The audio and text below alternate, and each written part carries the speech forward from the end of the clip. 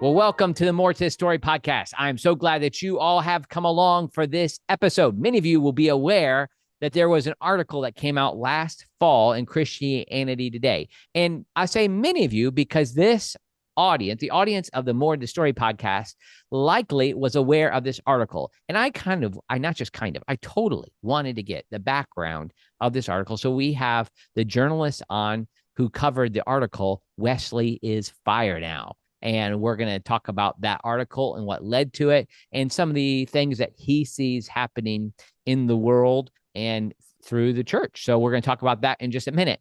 But this podcast comes to you from Wesley Biblical Seminary, where we are sending forth trusted leaders for faithful churches.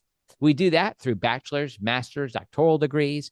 We have the Wesley Institute, where we have a special Wesley Institute starting this summer. If you're watching this in 2025, when this comes out, the summer of 2025, we have a special Wesley Institute happening. It'll start in the beginning of May, where Dr. Murray Vassar will be leading a 6-week Wesley Institute, talking about the historic foundations of the Christian faith, looking at key issues in the New Testament about the historical reliability of the New Testament. This is not accredited class, so there's no papers, no test, but you get time with Dr. Vassar for 6 weeks. So we'd love for you to check that out at wbs.edu, in addition to all of our other programs, including the fact that we have a course of study or an alternative educational pathway, as it's technically called, with the Global Methodist Church, where we have more than 400 students who are participating in that program. We have the highest enrollment in our history, and probably this Sunday, whenever you hear this, there's probably 500 churches where a WBS student, current student, is serving that church, in addition to probably 600 other churches all throughout the world from our alumni. So we'd love for you to check us out at wbs.edu. And I'd love for people to go to my email, sign up for my email list at andymillerthird.com. That's andymillerii.com. At my website, you'll find all kinds of resources, including an opportunity for you to get a free tool called 5 Steps to Deeper Teaching and Preaching. I have a course on heaven and hell. I also have another course there on the book of Jude. These are great Sunday school, small group programs that you could work through. So I'd love for you to check those out at andymillerthird.com. All right. I am so glad to welcome to the podcast my friend, Clay Sidenbender, who is a journalist and he lives in Indiana, but he is the author of Wesley is Fire Now. And this is an article that came out last fall in Christianity Today. Clay, welcome to the podcast. Dr. Miller, it's so good to be with you. Thank you for having me. Absolutely. Well, now you and I touched bases for the first time 3.5 years ago when you first started researching this story. But then we came back in touch last year when you started to work on it again. But before we get to that story, just tell us a little about who you are, Clay, and what you're doing. And that might even give us a sense for why you would write this story. Sure, yeah. So I grew up in Southwest Michigan, kind of over in a little village called Edwardsburg, Michigan.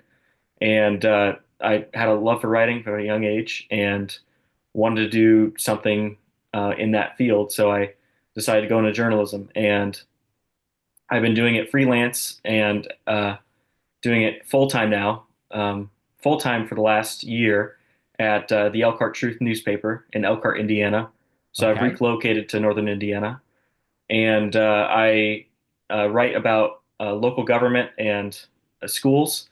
So I cover that for full time work, and then I do freelance as the author of the article. Wesley is Fire Now, and that was my first piece with Christianity Today, um, and really enjoyed that. As we'll talk about later, it was a long process to get there, but I think it was well worth the time. God was definitely had his hand in that, if I can say that. But Yeah, yeah, it sure, was sure. just and I freelance for other local publications near me, the Goshen News, Leader Publications, some other ones, and then I've also freelanced for Religion News Service and Religion Unplugged Oh, okay. magazine. Interesting. Yeah, so that's So where is the this what you studied in college?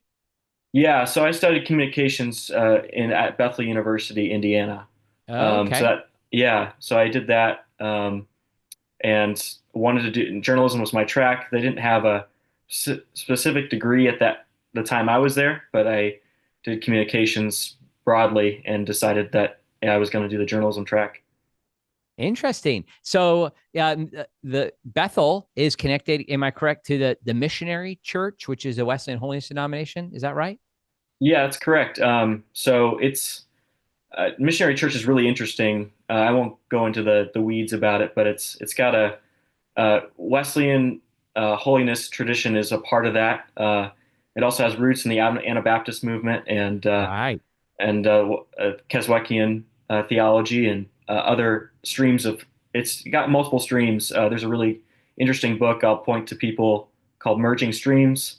I actually have it on my shelf in the background, and it's about the missionary church. So if you're interested in that, I would recommend that book.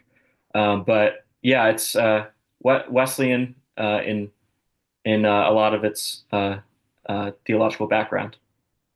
Yeah, interesting. And I first came in touch with the missionary church and when I was serving in Arlington, Texas. I think that's what it was. And I had no idea. I had never heard of it.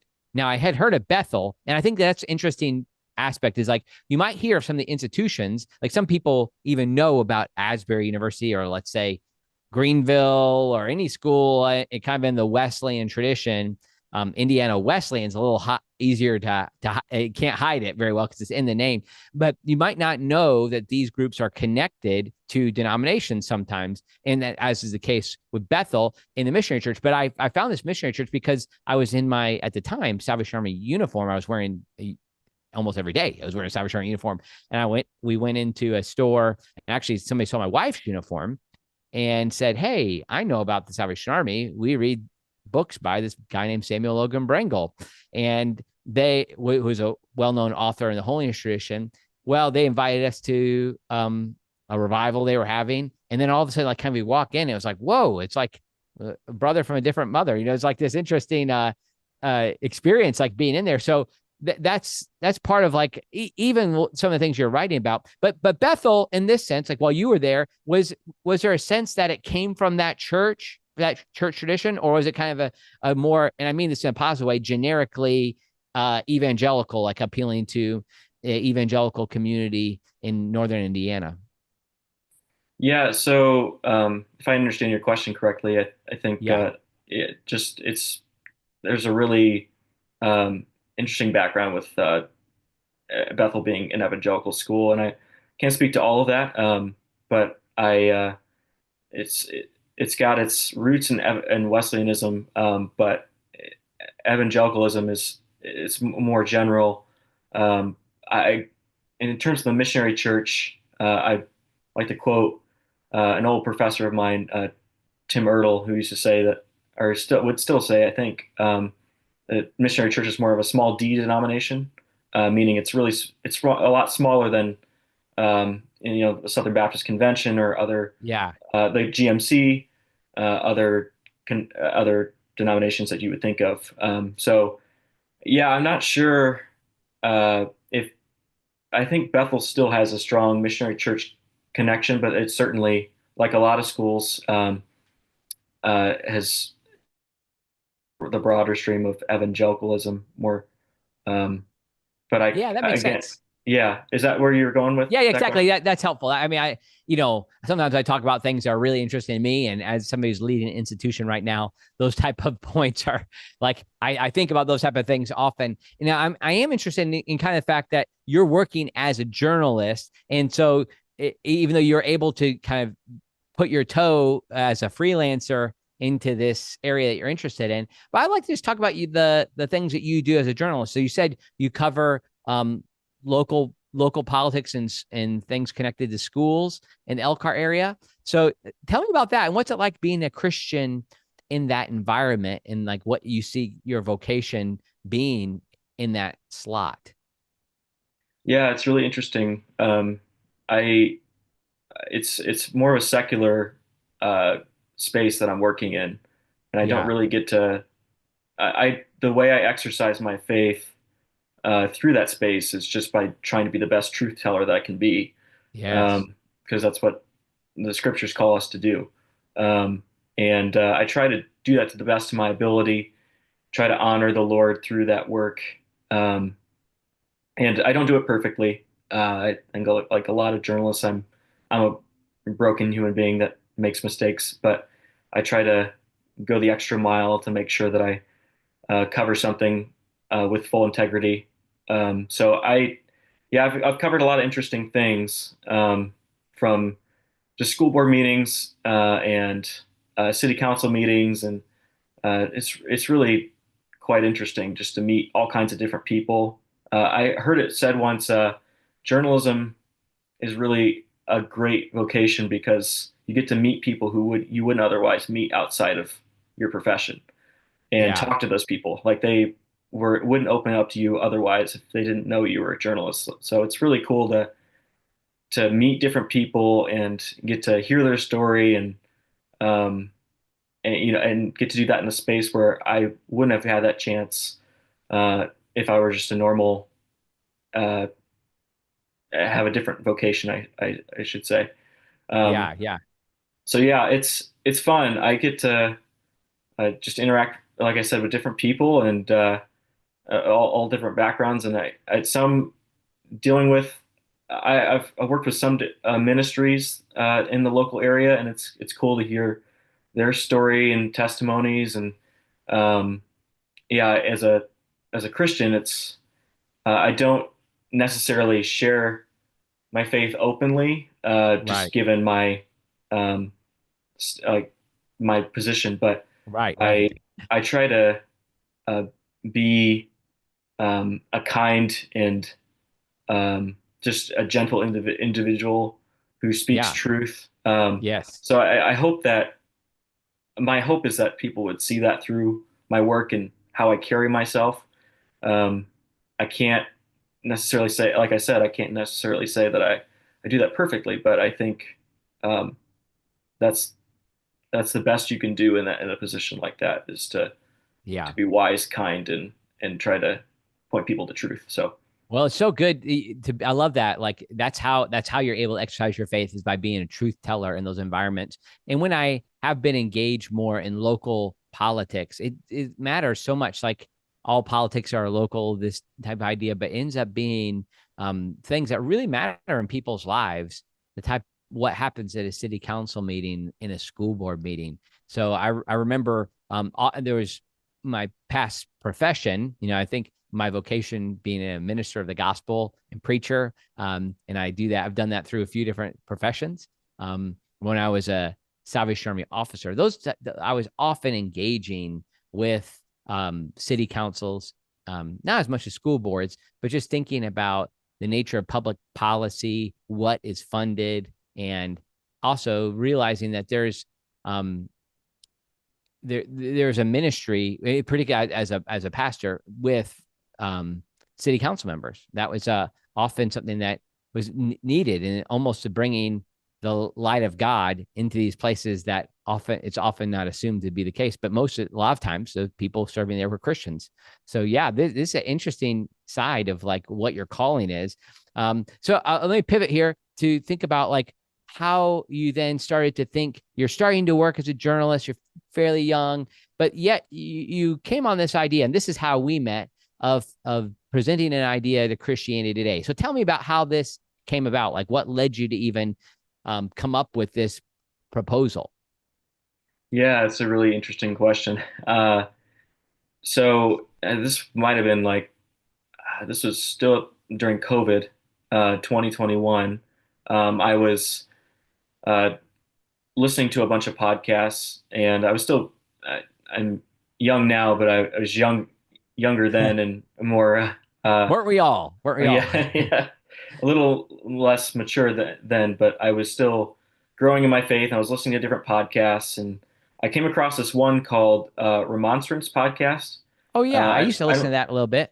Yeah. yeah, so it was, and I think I can say their names because they told people who they were, but Vin Arteezy and Ben Leahy, they were pastors in the Connecticut area, Shelton, Connecticut, and they just interviewed different people, and they talked about John Wesley and Wesleyanism more generally, and it was kind of interesting. I'd never, while I came from a Wesleyan tradition, I was saved in a missionary church. Um, I grew up in youth groups in missionary church. I really didn't know what Wesleyanism was. Mm-hmm. And I don't fault that of my youth pastor or Right. a senior pastor. It's just something that kind of goes over people's Yeah. heads a little bit. So, yeah, I was listening to this podcast and I thought they were speaking in a way that was similar to, the Tim Kellers and the John Pipers and the Reformed world. And they had a great respect for them, but just had a different emphasis, soteriologically, um, uh, grace wise, and just in other aspects of Wesleyan theology that would distinguish them from more Reformed thinkers. And I thought that was really interesting. I hadn't come across something like that before. So I decided to do more of a deep dive into that and found out, they were influenced by this theologian named Vic Reasoner Yeah. and some other theologians like Thomas McCall, um, Randy Maddox, names I'd never heard of before. William Burt Pope, earlier Yeah. generation, obviously. Richard Watson. There's so many Yeah. different theologians, and so I thought, wow, this retrieval that I see um, coming from this one particular podcast, and I was like, I wonder if this is widespread, if there's like more of these guys.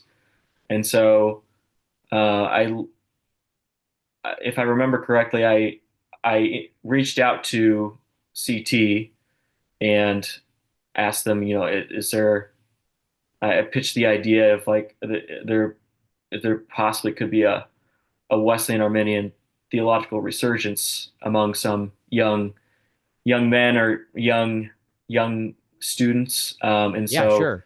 yeah, and so I decided um, maybe I'll look into this more. If it turns out to be something, great. If it doesn't, then I won't pursue it anymore. Yeah. So I started off. I pitched the idea. And then I got in touch with Dan Silliman, which I know you've spoken with on a Yeah. previous Yeah. podcast. He's a great editor, by the way. I really enjoy working with Dan a Yeah. It's lot. really smart. Yeah. Yeah, and so he and I communicated back and forth throughout 2021. This was about probably spring of 2021, and he and I were just kind of workshopping this idea, and I was doing different interviews. I started talking to people like yourself and talked to Vic Reasoner and Brian Shelton. All right, And let me press pause here for a second. sure, Jump back, tell you a little how like I came in this, and this is about the time you and I started to talk. I came upon that podcast too, and at the time I was doing my what was then called Captain's Corner podcast. And what I realized, my old podcast was coming in the context of the Salvation Army. What I realized was my audience was this resurgent retrieval group. I realized that there was a pan Wesleyan community out there, and that's who was interested in the type of things I was talking about, even though I was kind of gearing mine towards the Salvation Army. And I think more than 10 years ahead of this time, there was something that was very interesting in me, and it came from J.D. Walt, who at the time was a vice president for student affairs and dean of chapel at Asbury Seminary, but he was the spearhead behind Seedbed, as he was called, like the sower in chief there. But he started presenting this vision of bringing together resources for this community, and part of his pitch in the early days of Seedbed, and I happened at the time to serve on the alumni board of Asbury Seminary, where some of the places where he was first letting these ideas out, and then I kind of was trying to encourage people to find it. He was saying, we have the young. This was about, I don't know, 8 to 10 years after Young, Restless, and Reformed. This, and some people know exactly what I'm talking about, but in the early 2000s, Colin Hansen wrote an article, I think it became a book, that was highlighting a resurgence of people who were interested in Reformed theology, young, restless, and Reformed. And it had a whole publishing wing that came along with it. And there was just a lot of interest, websites and foundations like the Gospel Coalition. And so JD's original vision was in part to be that. And I remember him saying that he went to who was then the editor. I can't pull his name out of my mind. Then the editor of Christianity Today was a guy he said, why aren't you interested in Wesleyan, like the Wesleyan side of this? And he said, show me something. Like, okay, well, show me if it's really there. Show me that there is something to cover, because in his mind, there wasn't anything to cover. So, all right, all this then comes about 10 years later. You then bring this idea, and then there is a receptive audience in Daniel and the others to like think, yeah, we should go on this. But you were kind of basing this in this, seeing this in the Remonstrance podcast. So it's interesting. So tell me a little about that interaction with Dan at the beginning. Was there kind of questioning if it's there? Is there really a resurgence of Wesleyan theology? I mean, what was it like pitching that idea? Yeah, so I think if I remember correctly, there was some, he was asking me questions like, is this really a thing, or um, is this something that we're just basing it off one podcast, or Right. he wanted to give him some ideas of like, are there different examples of this? Are you seeing it? And so I had to do some more digging, more interviewing, and quite frankly, I couldn't get to all facets of that because there's just so much. Honestly, my article was a lot longer to begin with. I'll just say my original draft was like over 5,000 words. It ended Wow. up being like 2,600 some words. Someone will have to correct me on that. But yeah, so in the early stages, I had to establish with Dan like what groups are we talking about? What people are stirring this resurgence? And so my first place was to look to the institutions and just ask. Yeah, Um, yeah. so the institutions that I knew of at the time, and forgive me, Dr. Miller, but I didn't I didn't know Wesley Biblical Seminary very well. Right. No, it's no problem. And yeah, and I had to be introduced to Wesley Biblical Seminary through you and through Chris Lorstorfer. Yeah. Um, and I was astounded by what I saw, the growth there at the seminary. But I was looking at Asbury. I was looking at Indiana Wesleyan or Wesley Seminary at Wesleyan Seminary. Yeah, just Um, Wesley Seminary. Wesley It's Seminary, yeah. nice and confusing for everybody. We have three. We have Wesley Seminary, Wesley Biblical Seminary, Wesley Theological Seminary. So I'm sure there'll be more that come along too. We'll see. Yeah. But it was also really interesting just how some people, I guess recently, and I think Dan may have said something. I listened to the previous podcast, and he mentioned a name that's really popular among young Gen Z millennial evangelicals like myself, and that's John Mark Comer. And he Yeah. wouldn't classify himself as a Wesleyan.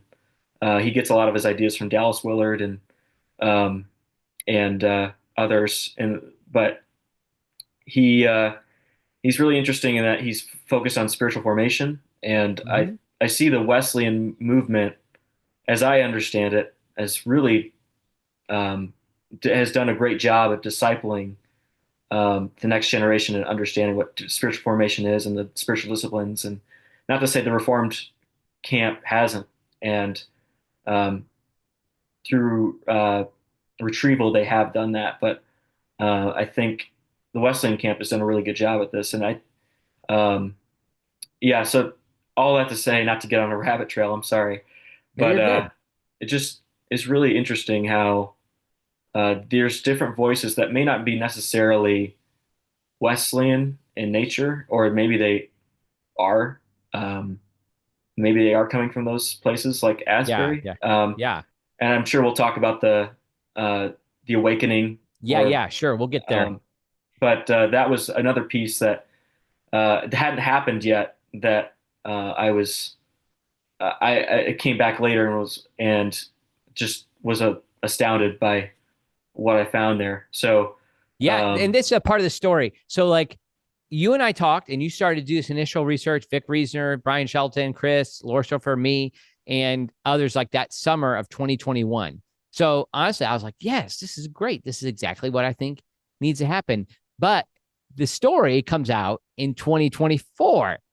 So tell us, what is it that happens in 2021? It's not. I thought, well, maybe Christianity Today just doesn't want to run with it, but um, there's something happened for you, even as you said, even in your role working in Elkhart. What's the name of the Elkhart paper? Sorry, Elkhart Truth. Elkhart Truth. Like you're a truth teller, and so you had to work through what you were finding. So tell us what was it that delayed this story? Yeah, so that's another interesting story. So I was interviewing Brian Shelton, and I think he's okay with me telling this story publicly. But I was talking to him, and we talked for probably an hour or so, and he had some really just interesting insights. He's not a his title. One of his titles is Wesley Scholar in Residence, I believe, Mm-hmm.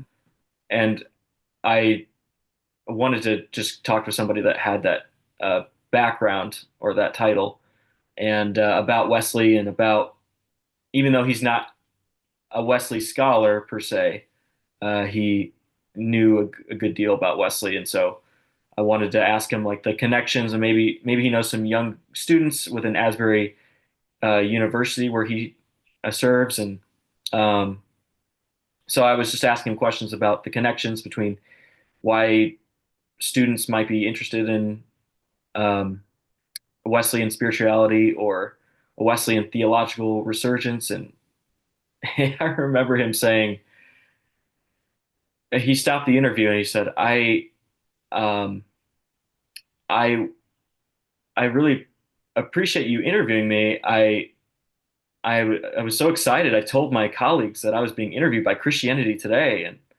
I was really excited to hear about this resurgence. But he's like, tell me about this resurgence. Wow. And uh, I remember thinking, I I almost drew a blank. I was like, well, I told him the different, not a blank, but I was telling him the different interviews that I had with the various people that I talked to at that point, which I don't remember how many I talked to at that point, but it was a good amount. And I just said, there are these pastors in Connecticut, and there's these people over here, these people over here, and that I've talked to, and they, it seems like there's this growth of interest in Wesleyan Arminian theology. And um, he said, okay, well, this is the first time I've heard of it. And Yeah. I appreciate that you're doing this, but I'm thrilled, really, I think is what he said. And um, he just said to me, I, I just wondered if there was an actual resurgence. And he wasn't necessarily um, saying that I was wrong, Yeah. but it made me think like, am I am I doing the right thing here? Am I creating something out of thin air? Am I Right. am I doing something that's not necessarily true? Like I wanted to make sure that what I was reporting on was not something that I was inventing. Um, Right. and Right. so yeah, I took some time. Uh, I I didn't even tell Dan that I was gonna stop reporting. I just kind of set it aside and said, okay, I'm gonna. I don't know if I feel comfortable writing this story anymore.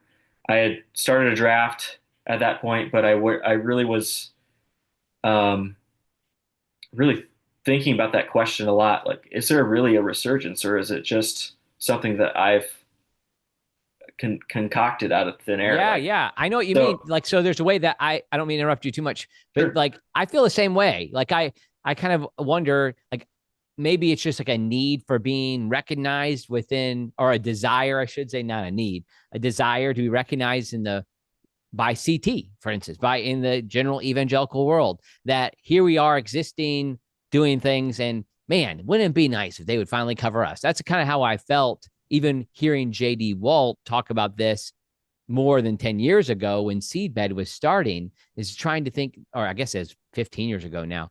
But and I think it's a good, honest place that you came to in that moment, just to think, is there, am I just making this up because I want to see this covered, or is there truly a resurgence? I mean, that was basically a question that you had to wrestle with in 2021. Yeah, and that I ended up setting it aside for I believe it was 2.5 years before I finally picked it back up. And I remember getting multiple emails from Brian, and he said, "Hey, how's that article coming? I never saw it published, and um, I I was hoping, just let me know how far along you've come with this." And um, I ended up emailing him back and saying something to the effect of, I I'm sorry. I don't. I thought about that question you asked me about whether there's a theological resurgence or not, and I just I don't know if I have all the right facts yet. And Yeah. so I just decided to set it aside. And he said, I think uh, he was not. Um, he was a little disappointed, but he was like, I understand. He understood where I was coming from. So. Um, but yeah, it took a lot of time, a lot of reflection. I I always look back at the last couple of years, and so 2022, 2023, and I thought, man, there's got to be something. And I heard about the Asbury Awakening, and I heard about the Yeah. growth at WBS, and heard about different authors quoting Wesley and the growth then at Seedbed, and The I Global just Methodist thought Church. Global Methodist Church was another big one too that I mentioned heavily in my article. Um, yeah, it was just a lot of things happened in that small time frame that made me realize maybe that maybe I was onto Yeah. something and I didn't.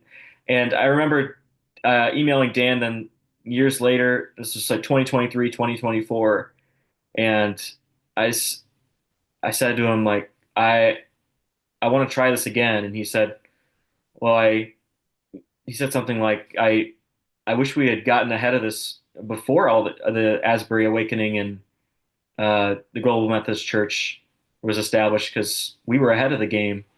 Um, and I was, he's right. I Yeah. was almost ahead of myself in trying to um, report on this, but it was good for me to set it aside for a time and to think about what really is truthful about what I'm saying. And I was cautious even when I wrote the final article that was published, to say like there's still some people that think there's not quite one yet, a resurgence yet, Yeah. Sure. Sure. um, but there is.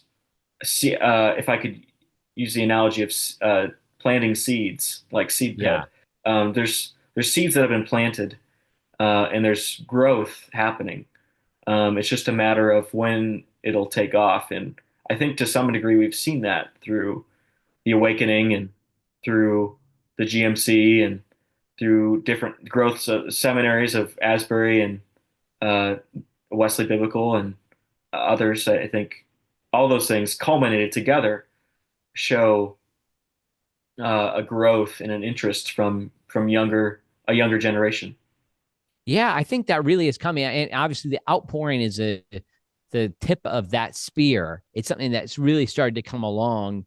It came at a time where it drove attention. Now, it wasn't explicitly doctrinal or theological or even Wesleyan. And, Kevin Brown, I don't know if he was quoted as in your article saying this, Kevin's the president of Asbury University, that it's like and I think he quotes somebody else saying this, that it's like a Wilmore in that community is like a dry creek bed. The water just knows where to go. And so you almost didn't have to say this is a Wesleyan revival, because and in the best sense, what we even try to say, even though we're Wesley Biblical Seminary, we're not trying to just make Wesleyans. We're trying to make Christians in the consensual tradition. Like, we're trying to be a part of this broad movement. And we just happen to think that John Wesley, was onto something that is what biblical Christianity is. Like, that's every denomination would make that type of claim, but it's not about the tribe as much as it is being faithful interpreters of God's word, and at the same time thinking there's something about this conversation that has a Wesleyan accent. And I think that that's what we see with all of these places. So you began to become convinced that there was something. It's fascinating to me that it is like you hoped there was something, and then it came, and then now you get in 2024 and you have something more to cover. So you started to get some of those things, and tell us what happens next. Like, do you really become convinced there's at least these seeds that are there, and tell us about some of those seeds that are planted. Yeah, so some of the seeds, like I had mentioned before, was the establishment of the GMC. I'd been following a little bit of just what was going on with the United Methodist Church, and um, I I was really fascinated by that, like a lot of people were. And I just remember talking to um, Dr. David Watson, Yeah. who's this recording is going to be the new president of Asbury Seminary, is still at his United. United. Yes, thank you. And I remember speaking with him about that, and speaking to you, I think, a little bit about that, and I just gained more perspective on that. And um, one of the things that I've reflected on even as I finished the article, and even before that, when I was working on the article, was that uh, there, in some sense, the, and this is an arguable point, but some people, I guess, say that within the UMC, or the United Methodist Church, never lost Wesley. Wesley was always there, um, and I wanted to say, like, I'm not saying that people uh, have lost any sense of who Wesley's teachings, but I want to also say that the GMC was kind of this new denomination that came out of uh, almost not out of nowhere, but came out. It's a brand new denomination that seems to be flourishing, and it's still finding its ground, obviously. And I speak as someone who's an outsider, so I want to be Yeah. Yeah. careful. But maybe you can speak more to that. But yeah, just everything with the GMC was really interesting. And then, as you said, the outpouring was something that kind of came out of nowhere, and Mm-hmm. no one really uh, could have predicted it. And like you said, it wasn't distinctly Wesleyan per se. And I remember talking with Dr. Tennant about that later, which, by the way, he was a very kind and gracious interviewee. So I really Okay. appreciated uh, talking to him. Um, but yeah, I just thought it was interesting hearing that from him, and others. Just, while it wasn't distinctly Wesleyan, um, I guess there's still some elements of that. I mean, Yes. it happening at Asbury, happening when it did, and how I know there's people that, and you've done podcasts before on just how it can be classified as an outpouring, and not as something else. But Yeah. yeah, it was really interesting how that unfolded. So I wanted to explore that more, and that's when I talked to Sean Hamilton, who's I believe he's still a student at Asbury Seminary. He was a student at Asbury University when I talked to him, um, and he was interesting. His background was interesting because and I didn't mention this in the article, it didn't make the final cut, but he was a Southern Baptist coming into um, Asbury and became a Wesleyan through some of his classes, and I thought Interesting. that's really fascinating part of his story that I don't think gets told very often. Yeah, yeah, And so I saw that through different people I had talked to, like Vin Arteezy and Ben Leahy, the pastors I talked about in Connecticut, which they're no longer pastors at that church, but just the fact that they were interested, um, and the fact that I saw young students like Sean Hamilton interested in Wesleyan theology, and quite frankly, yeah. myself being drawn to that, even though uh, I don't know if I necessarily classify myself as a Wesleyan because I'm not a part of a Wesleyan denomination anymore. I'm a part of a more of a non-denominational slash SBC adjacent church, but um, the Wesley still his teachings still resonate with me. And Mm-hmm. I'm 26 years old as of this recording, um, and I'm still just enamored with his theology of love, holy love, and um, his understanding of grace. And even though I may have some differences, um, and I'm sure others would too, but there's still this attraction that you can't Yeah, shake. So that's yeah. so yeah. There were a lot of thoughts there, but No, no, it's good. I see some of that coming through. I see like a consistent theme. This is what's been interesting for us. Now, as you indicated, we've had significant growth. And I think a couple of articles that you've had at WBS, in part, I mean, our biggest stream of growth has come through the emergence of the Global Methodist Church. Uh, but we've maintained and grown then in our other student populations as well. And some of that is unique just for this moment and what's happened with the Global Methodist Church. Like we just didn't have access politically to the United Methodist Church, so that's part of our growth story. But what's interesting to me is that there are people, and I've said this a lot in the last few months.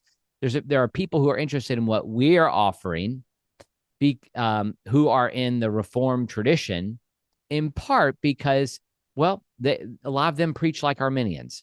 And I say this with no disrespect. I even saw the Calvinist last week, John Piper. Maybe you saw this video, and I only watched it one time, but it was making the rounds.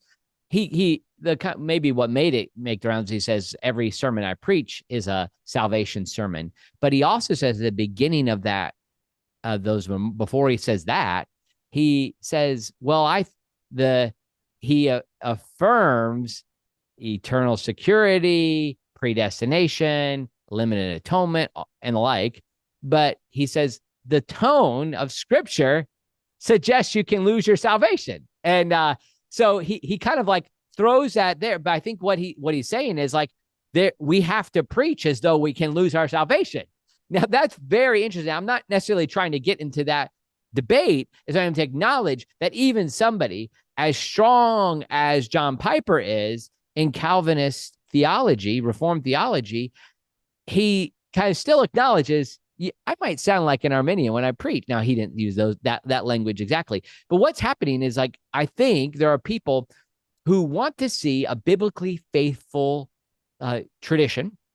And there is a sense of acknowledging if people truly understand Arminian theology, that a lot of evangelicalism and a lot of Christians in general probably hold those two kind of foundational theological tenets.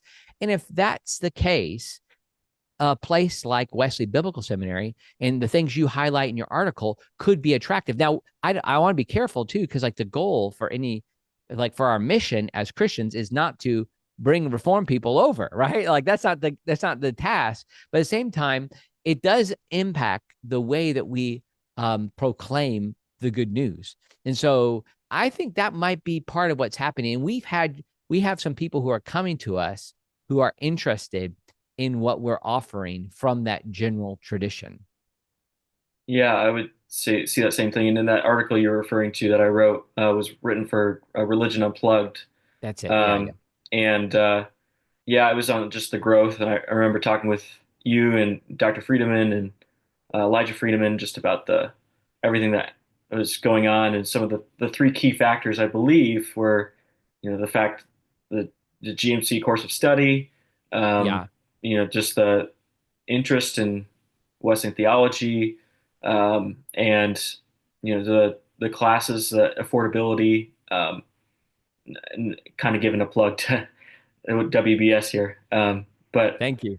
yeah, but I guess it was just interesting to see that, and that was I kind of carried that article on to my um, research that I was doing for the CT article, and yeah, it's really fascinating to see where people are are attracted to. I think one of and I say this not as a trained theologian.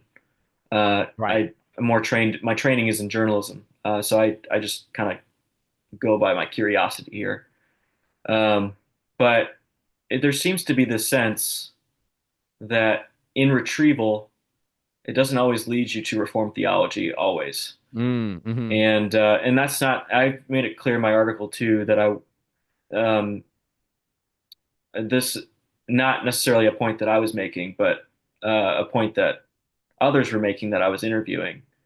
Were saying they weren't combative towards Calvinist theology or Reformed Right. theology.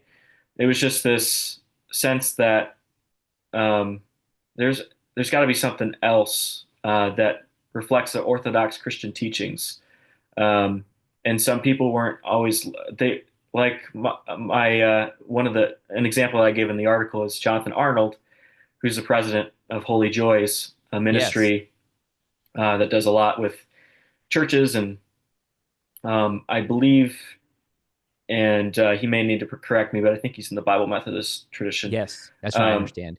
yeah, so um, him and David Fry and others and within that group have done some interesting work. And Jonathan's story is fascinating to me in that he was so um, attracted to the John Pipers and the John MacArthurs of the world, um, but was slowly led away by um, just by reading Wesley and reading other ancient or classic uh, theologians in the faith that were maybe not necessarily Wesleyan or Methodist, or but they were still pointing to different ideas that were not necessarily fitting within the Reformed theological framework.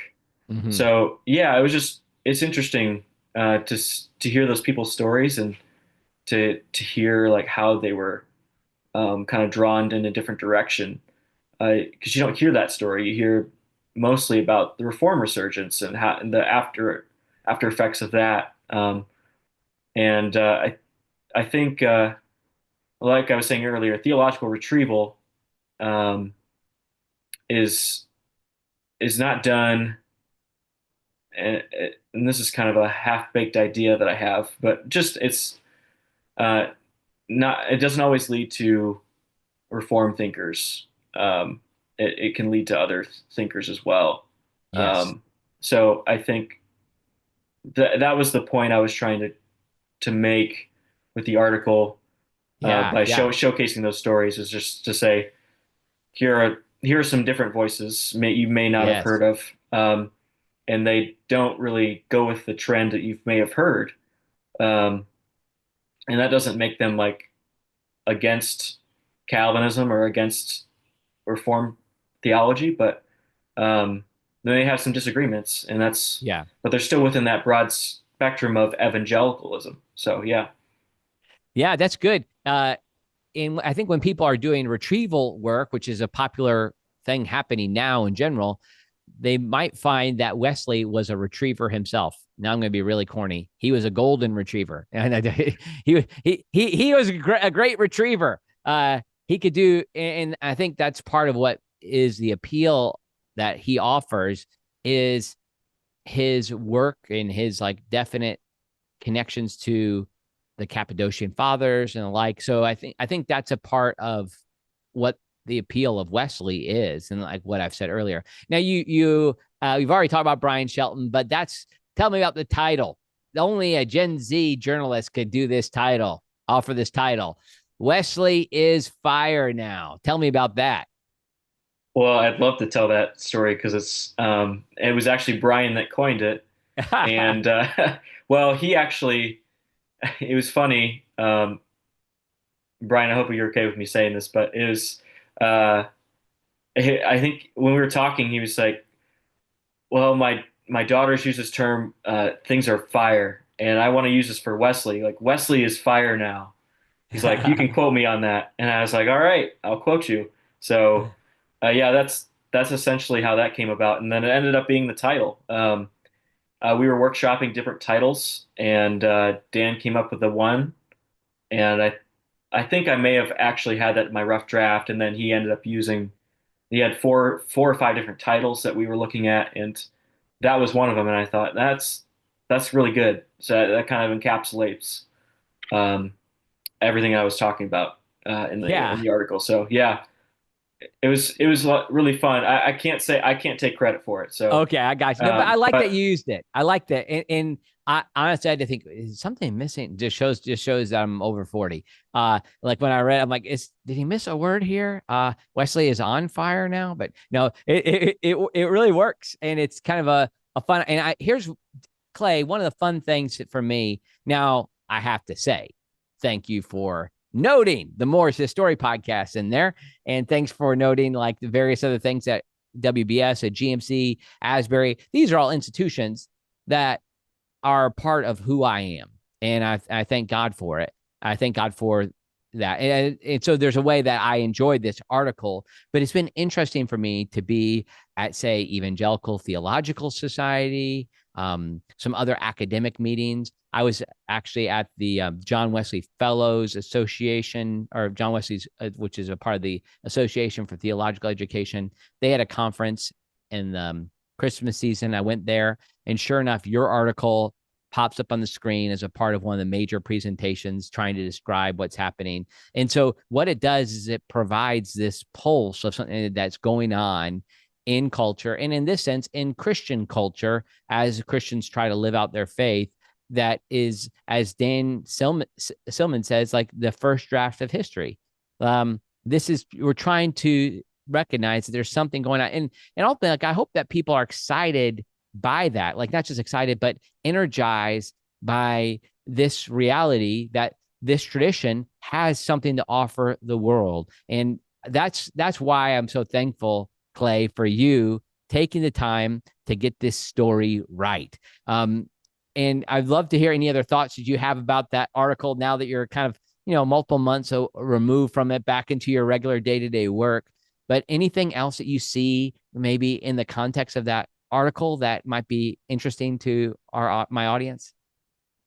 But yeah, I think I'd be remiss if I didn't talk about, some of the things that I may have, or I definitely left out, that didn't make the article. Oh, okay. Yeah. And I don't, it would be too long. We'd be talking for a long time if it'd have to be a longer podcast. But I'll just mention a few. I think I didn't know the Wesley Institute. I believe that's what it's called at Baylor University. Uh, is that Yeah, Wesley yeah, House yeah. of Studies? No, Wesley House of Studies. Wesley House said, yeah, that's right. Yeah. Yep, yep. Which is headed by Jason Vickers, I believe his name is. Yeah. He's a Um, professor there. Yeah. yep. So that was an interesting development that I didn't cover. Um, there's some other young people that I didn't highlight or didn't get to. I briefly mentioned the John Wesley Institute, and I didn't go in depth of the creation of that either. Um, and then I got some good feedback after the article was published by three really key people that I was honestly excited to hear from. Um, not I enjoyed the praise, but ultimately I knew there would be a little bit of pushback and that and Yeah. or some nuance. And one person was Chris Gares. He's a historian up at Bethel University in Minnesota, not to be confused with the one in Indiana where I went to. Um, Yeah. and he wrote a Substack article on his blog, a Substack channel or blog, and he just talked about how I didn't mention very many women in the Oh, article, interesting. and I think that's a good critique or nuance, I should say. He wasn't necessarily critiquing, just saying, this could have been nuanced a little bit. Um, Yeah. and I emailed uh, Chris then after that, and I thanked him for the feedback and in a full disclosure, I wrote an article for him a while back, and so he and I had previous connections, but um, yeah, he gave me some good feedback on that, and I realized that yeah, that women in ministry, that's a big aspect of Wesleyanism, and I didn't Yes. highlight that enough. I mentioned it briefly, and I quoted Suzanne Nicholson, but um, I didn't address anything in regards to that. And I think if evangelicalism is going to be uh, attracted to, or certain sectors of evangelicalism are going to be attracted to Wesleyanism, there's going to be more women voices. Yes. Um, Yes. Can I jump in there? yeah, absolutely. That's Yeah. really good. And I think that that's part of what I'm starting to see some in the um, Arminian Baptist or just even more generically Baptist folks being interested in us in WBS is that there is an appeal to our approach on women ministry, even people who come from what might be identified as soft complementarian. And when I say that, there's various ways that people can be soft complementarian. Some might say soft complementarian just recognizes distinctions in genders and maybe acknowledge it. Some might be they really subscribe to male headship, the husband being the head, but some might go as far. There's some soft complementarians who would even say something like, women can't be senior leaders of the church, but they would think that women can speak and teach in a church environment. So people who are on somewhere on that spectrum often are interested in there's not many Baptist Reformed places for them. So if if they have some sympathies for Arminian theology and they might be soft complementarians in any of those kind of three areas I've said, I think that that's part of what could lead to a resurgence in the Wesleyan tradition. Now, there are Wesleyans who would be full egalitarians, and that has its own spectrum of emphases within that tradition. So again, and I think that Wesleyanism as a whole has some space for various categories. So some would say no, if you're going to have any restrictions, say women can't be senior leaders, then you're not really Wesleyan. Well, I affirm, and at WBS, we affirm women can be in any leadership position, but there are Wesleyan traditions that hold that view. So anyways, it's very interesting, the diversity, but I think you're right that might have been something you might have missed, but it also is the kind of what might make it appealing at this point in history. Yeah, for sure. Yeah, that's a good point. Yeah, I think also just the fact that I didn't get to a number of young preachers and writers as well. I would have loved to talk to. Dr. McCall was somebody I really wanted to talk to. I know he's over at Asbury and unfortunately just didn't work out. But Yeah, yeah. I know he's influenced a number of people, and I know he has a systematic theology coming out. Is it this year or next year? I don't know the Yeah, timeline later on this that. year. Yep. He's Yes. alumnus of WBS. And yeah, you're right. Like a major I don't know if he listens to this necessarily, but one of the most significant and well-published um, scholars, systematicians in the tradition, and somebody who is very well connected to the broad evangelical world too, having done doctoral work at Calvin and then teaching for many years at Trinity Evangelical Divinity School. So yeah, he's a significant voice. So that would have been, and he's somebody who gives some credibility because of his influence in those other circles. That one of the problems with Wesleyans has been that they stick together and don't actually get out into those other places. But if you talk to theologians outside of the Wesleyan world, most of them, many will know, I should say, not most, many will know Tom. And so I think that's helpful to kind of highlight him. Yeah, for sure. And I think if I can say this as well, there, I wanted to be the kind of the one showing this um, resurgence, but I don't want to be the last voice or the last person Interesting. to, because I'm not necessarily, and I'm not, I don't want to editorialize here because I'm trying to be more outside of this situation, but sometimes it intersects because of my faith.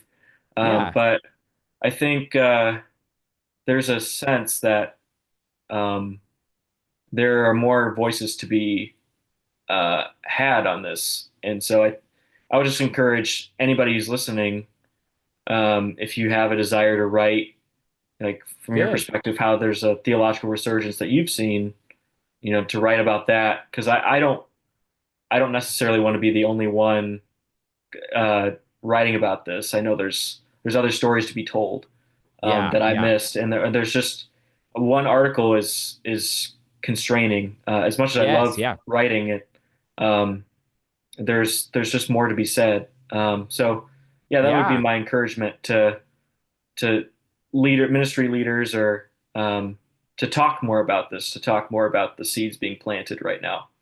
Yes, amen. Well, Clay, it's really good work. You did. I mean, I love how you're able to take your craft and apply it to this tradition and to highlight something that's happening. And I love what you're saying there. Like, there's more to be.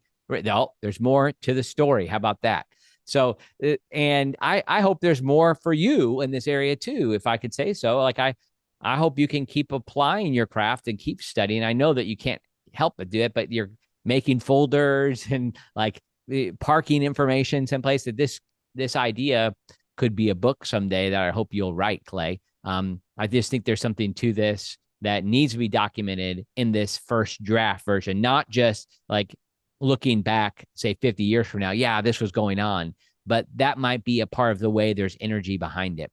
Well, Clay, it's been really good to talk with you. I know you listen occasionally to my podcast, so I asked the question at the end: is there more to the story to Clay beyond just being a journalist, being from Northern Indiana, Southwest Michigan? Is there any? Is there more to the story of Clay that you could tell us something about you that's distinct? Yeah, I knew you would ask this question. I've been thinking about it for a long time now since we talked about having me on the podcast. So, um, yeah, I really enjoy musicals, and I was a part of Oh, musicals in high school. So, um, I'm not a part of any now, and I'm not saying this to give it. I don't have time, unfortunately, to do musicals anymore. But yeah, I did. 4 musicals in high school and loved it. It's just an awesome craft that what was your I favorite really one? appreciate. What's your favorite musical that you were in? How to Succeed in Business Without Really Trying is what it's Okay. called. So it's about, for those who don't know, it takes place in the 1960s in a business environment. It's about a guy who reads a book called How to Succeed in Business Without Really Trying, and it's a comedy and really funny.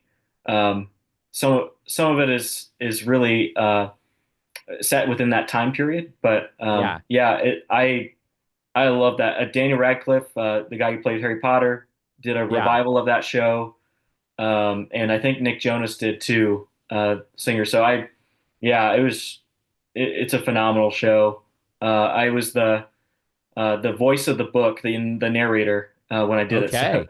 that was a lot of fun. I really, really enjoyed that. So I know you're musically inclined too, so I figured you would appreciate that. Yeah, for sure. No, that's fun. So do you sing now? Do you sing in a choir or sing solos or anything? Just privately, but not Okay. not in public though. No. Gotcha. And maybe at church. So at church I do. So Okay, okay, it's good. Well, Clay, that's fun. It's fun to hear about you, and thanks so much for taking time with me and for this article and the work you're doing. And again, I'm excited to see where God leads you. You're a very young man. You said you're 26 years old, so there's so much more. I know you might think you're old because you know some teenagers or something, but you're a young man. You have a lot going on, a lot going for you, and you have a lot of skill, and it's part of that's been crafted and disciplined. So just hear my encouragement of you, and I look forward to what comes from your pen in the future. well, I appreciate you having me on, Dr. Miller. Thank you so much.